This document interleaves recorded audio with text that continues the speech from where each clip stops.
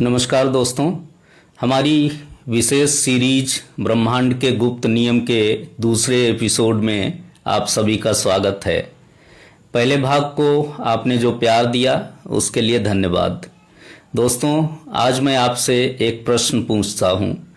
जब आप किसी व्यक्ति को कोई उपहार देते हैं और वो व्यक्ति चिढ़कर मुंह बनाकर कहता है कि बस इतना ही दिया, इससे अच्छा तो फला व्यक्ति ने दिया था, तो क्या आपका मन अगली बार उसे कुछ और देने को करेगा? निश्चित रूप से नहीं। आप कहेंगे कि यह इंसान एहसान फरामोश है। लेकिन यदि वही व्यक्ति उस उपहार को पाकर खुशी से झूम उठे, आपकी आंखों में देखकर पूरे दिल से कहे कि आपका बहुत बहुत धन्यवाद, मुझे इसकी बहुत आवश्यकता थी, तो आपका मन करेगा कि मैं इसे अपनी सबसे कीमती चीज़ भी दे दूं। जरा सोचिए, जब एक साधारण इंसान ऐसा बोलता है, सोचता है, तो ये ब्रह्मांड भी तो इसी नियम पर काम करता है। आज हम जानेंगे ब्रह्मांड के सबसे शक्तिशाली नियम के बारे में, जिसे विज्ञान कहता है लॉ ऑफ ग्रेटिट्यूड और हमारे शास्त्र कहते हैं कृतज्ञता। इस वीडियो को अंत तक देखिएगा, क्योंकि आज आपको खुशियों का वो गुप्त मंत्र मिलने वाला है जो आपकी पूरी दुनिया बदल देगा।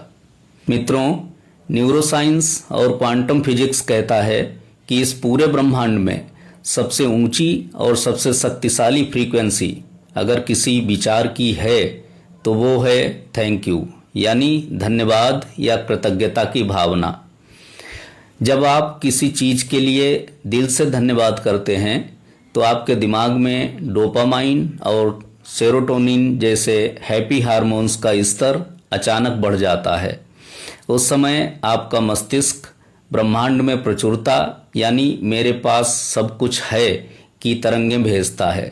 और जैसा कि मैंने आपको बताया था, ब्रह्मांड एक मिरर की तरह है, दर्पण की तरह है। जब आप ब्रह्मांड को बताते हैं कि मैं बहुत खुश हूँ और मेरे पास बहुत कुछ है, तो ब्रह्मांड का नियम कहता है कि तथास्तु, तुम्हारे पास जो है उसे मैं कई गुना और बढ़ा देता हूँ। इसके विपरीत जब आप दिन भर केवल शिकायतें करते हैं कि मेरे पास पैसा नहीं है, मेरी किस्मत खराब है, लोग बुरे हैं, तो आप अभाव की तरंगें भेज रहे होते हैं और जीवन में परेशानियां और बढ़ने लगती हैं। हमारे सनातन धर्म में ऋषियों ने इस विज्ञान को बहुत गहराई से और हमारे जीवन में जोड़ा था।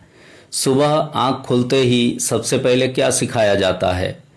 कराग्रे बस्ते लक्ष्मी, यानी अपनी हथेलियों को देखकर उस ईश्वर का धन्यवाद करना कि आज हमें एक नया दिन देखने को मिला, हमारी सांसें चल रही हैं।